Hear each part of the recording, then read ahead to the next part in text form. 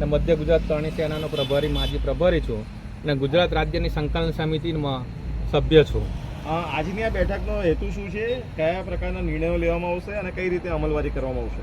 આજની બેઠકનો હેતુ તો એવો છે કે જે તાજેતરમાં ચાલી રહ્યા ગુજરાતમાં રૂપાલાજીનો વિરોધ જે ચાલી રહ્યો છે કે ક્ષત્રિય રાજપૂત સમાજ અને ખેડા જિલ્લાનો અમારો ક્ષત્રિય સમાજની મીટિંગ એટલા માટે અમે રાખવામાં આવી છે. ખેડા જિલ્લા સંકલન સમિતિ બધી ભેગી થઈ અને બધાનો અવાજ એ અમે રાજ્ય લેવલે અને દેશ લેવલે પહોંચાડવા માગીએ છીએ કે ક્ષત્રિય સમાજનું બહેન દીકરીઓનું અપમાન, રજવાડાની વાતો જે રૂપાલાજીની જીભ લપસી છે એને અમે જવાબ આપવા માગીએ છીએ કે રૂપાલાજી આજે ક્ષત્રિય સમાજ જેણે રાજા રજવાડા 542 રજવાડા આઝાદી માટે આપી, આ લોકશાહીનું અસ્તિત્વ રહે નહીં અને લોકશાહીનું અસ્તિત્વ રહે. આ નવી પેઢીને તો ખબર જ નથી કે લોકશાહી કેમની આવી.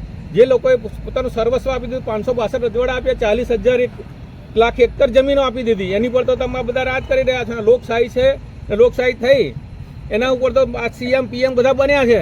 તો એ સમાજનું આજે ઘોર અપમાન થઈ રહ્યું છે. બેન દીકરીઓ સુધી વાત પહોંચી છે ને અમારી બેન દીકરીઓ જે પદ્માવતી 16,000 સાથે એમણે જોહર કરેલું, એનો અમારો ઉજળો ઇતિહાસ છે. આજે આટલો બધો ઇતિહાસ હોવા છતાં અને પોતે રૂપાલાજી શિક્ષક હતા તો એમનો તો ઇતિહાસ ખબર હોવો જોઈએ અને ભાજપના પીઢ નેતા જ કહેવાય. એમણે અમારા સમાજનું એક હળહળતું અપમાન કર્યું છે. એનો જવાબ આપવા માટે અમે સંકલન સમિતિ અહીં બનાવી છે અને સંકલન સમિતિ બધી ભેગી થઈ અને નક્કી કરીશું કે અમારે ખેડામાં ક્યારે આવેદનપત્ર આપવું, અમારે કયો કાર્યક્રમ કરવો અને સંકલન સમિતિના આદેશ અનુસાર જ અમે ચાલી રહ્યા છીએ. જો પુરુષોત્તમ રૂપાલાની ટિકિટ રદ કરવામાં નહીં આવે તો શું કરશો? પુરુષોત્તમ રૂપાલાની જેની ટિકિટ રદ કરવામાં નહીં આવે તો આ આંદોલન ઉગ્ર થશે. પહેલાં જો અમે જોહર કરી અને કેસરિયા કરીને માથા કાપીને બધું કરતા હતા તો આ તો લોકશાહીમાં અમે લોકશાહીની ઢબેક આયોજન કરીશું. કયા પ્રકારના કાર્યક્રમ રહેશે? પહેલાં પહેલું તો રાજકોટમાં બહુ મોટું આંદોલન થશે. કુરુક્ષેત્રનું મેદાન બનશે, ત્યાં 2 લાખથી 3 લાખથી વધારે આખા ગુજરાતના આગેવાનો એકત્રિત થશે અને એનો બહિષ્કાર કરશે. ઉપવાસ આંદોલન જે બી કરવાનું થશે એ કરશે ને આ વખતે અમારી સાથે બહેનો પણ એટલી જ સંખ્યામાં આવશે. એટલે આ બહેન દીકરીઓની અને આપણા મોદી સાહેબ કહેતા હતા કે મારી બહેનોને જ્યારે જરૂર પડે ત્યારે મને ટપાલ લખજો. દિલ્હી ગયા ત્યારે તો અમારી બહેનોએ ટપાલ લખવાનું બી ચાલુ કરી દીધું છે. તો એ ભાઈ આવી અને આ બહેનોની ઇજ્જત આબરૂ સાચવે. ભારતીય જનતા પાર્ટીમાં જેટલા ધારાસભ્યો છે તેઓનું તો રાજીનામું માગવા પ્રયત્ન કરશો? હા, એમાં અમારા રાજકીય પ્રશ્ન છે અને રાજકીય આગેવાનોનું જે એમની ઉપર દબાણ લાઈન કરવામાં આવ્યું હતું એનો જવાબ તેમણે આપી દીધો છે અને અમે આમાં રાજકીય આગેવાનોને ઢસડા માગતા નથી. રાજકીય મુદ્દો બીજાનું લે લો એટલે પેલા આવી ગયા હતા. લોકસભાની ચૂંટણી નજીકમાં છે અને ઉમેદવારો જે છે એ ભાજપે અને કોંગ્રેસે બંનેને જાહેર કરી દીધા છે. એવામાં જે ઉમેદવારો છે કંઈક ને કંઈક નિવેદનો કરી રહ્યા છે ને એના કારણે હવે જે છે વિરોધનો સૂર ઊભો થયો છે. ખાસ કરીને વાત કરીએ રાજકોટના જે ઉમેદવાર છે પુરુષોત્તમ રૂપાલા, તેમના ક્ષત્રિય સમાજના વિવાદિત નિવેદનને લઈને ક્ષત્રિય સમાજમાં રોષ વ્યાપ્યો છે અને અત્યારે ખેડા જિલ્લામાં જે ક્ષત્રિય સમાજ છે, તમામ ક્ષત્રિય સમાજ જે છે આજે ભેગા થયા છે અને તે લોકો જે છે એ પુરુષોત્તમ રૂપાલા દ્વારા જે પ્રમાણે વિવાદિત નિવેદન આપવામાં આવ્યું છે તેને લઈને વિરોધ વ્યક્ત કરી રહ્યા છે. આજે એક સભા છે, આપણે ક્ષત્રિય સમાજ એકત્રિત થઈ આજે વિરોધ કર્યો છે. એની સાથે અમારી બહેનો પણ વિરોધ કરી રહ્યા છે. એમનો જે વાણી વિલાસ થયો હતો અને એમની જે જીભ લપસી હતી એ ક્ષત્રિય સમાજે આજે 542 રજવાડા આપી દીધા અને એની પર આજે લોકશાહી થઈ છે. એ લોકશાહીના કેસરિયા કરી અને 1000 વર્ષ સુધી અમે મોગલ સત્તાણ સામે લડી અને હિન્દુત્વ જીવતું રાખ્યું છે અને આજે લોકશાહી જેના આભારી છે એ સમાજ, એ ક્ષત્રિય સમાજનું આજે હળહળતું અપમાન થઈ રહ્યું હોય એ વખતે અમે ચૂપ બેસી એ યોગ્ય નથી. અને ખેડા જિલ્લાના સમગ્ર મંડળો જેટલા બી અમારા કરણી સેના, ક્ષત્રિય સેના, બધી સેના, તમામ સેનાઓ, ભાતી સેના, શૌર્યધામ, તમામ જે નામ બધું બધા નથી બોલતો પણ તમામ જેટલા બી નાના મોટા સંગઠનો છે એ તમામની અમે ખેડા જિલ્લા સંકલન સમિતિ બનાવી અને આનો જવાબ આપીશું. ચોક્કસથી સંકલન સમિતિ બનાવવામાં આવશે અને એનો જવાબ આપવામાં આવશે. આપણી સાથે અન્ય જે ક્ષત્રિય સમાજના આગેવાન છે આપણી સાથે જોડાયા છે. શું નામ છે? મારું નામ ચેતનસિંહ વાઘેલા છે, ક્ષત્રિય કરણી સેના ખેડા જિલ્લા અધ્યક્ષ. જે રીતે અત્યારે ગુજરાતની અંદર માહોલ ચાલી રહ્યો છે તો એમાં વિશેષ ક્ષત્રિય સમાજની રોટી અને બેટી વ્યવહાર વિશે જે શબ્દો રૂપાલાજીએ બોલ્યા છે તેનો સખતપણે અમારા ખેડા જિલ્લા વતી, અમારા સમાજ વતી, ક્ષત્રિય સમાજ વતી અમે વિરોધ કરી રહ્યા છીએ. કેવા પ્રકારના આગામી તમારા પ્રદર્શન રહેશે?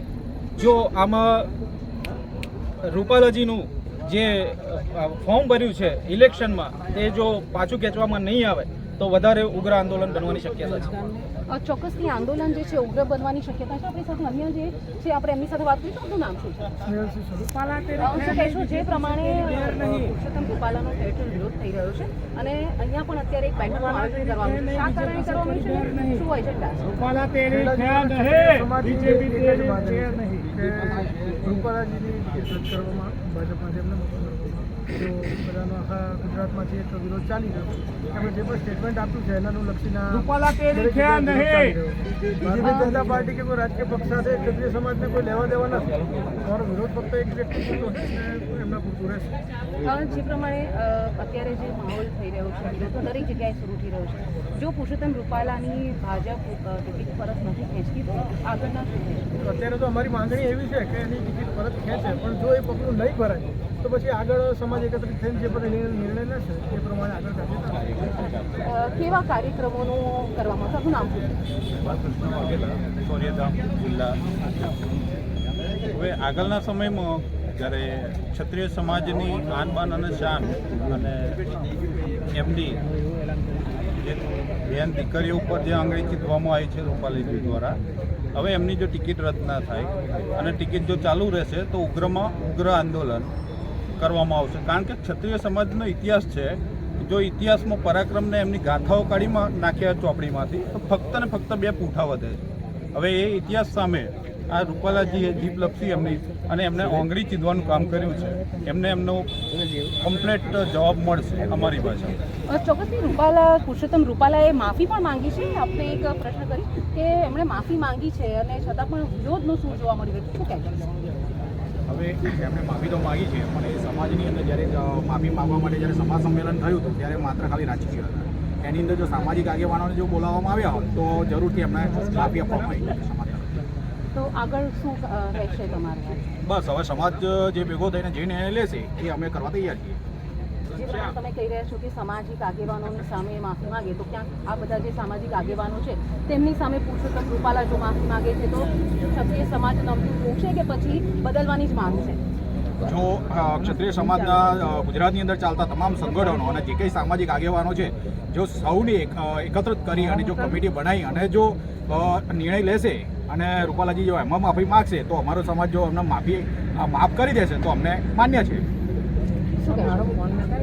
સંકલન સમિતિના મહિલા પ્રમુખનું જો આજે નિવેદન આપ્યું છે તુપ્તી બાર આવલે, જો રૂપાલાજી સ્વેચ્છાએ ફોર્મ પાછું ખેંચે તો બરાબર છે ને. તો મહિલા પ્રમુખનું નિવેદન એવું છે કે 100થી વધુ બહેનો રૂપાલાજી સામે ફોર્મ ભરશે અને રૂપાલાજીને એમને ખાસ સંદેશો પાઠવ્યો છે કે પક્ષને પણ નુકસાન ના થાય, પક્ષે ખોટો ના દેખાય, એટલે રૂપાલાજીએ જાતે હું ખસી જાઉં છું એવું કહેવું જોઈએ, એવું આજનું અમારું બહેનોનું નિવેદન હતું.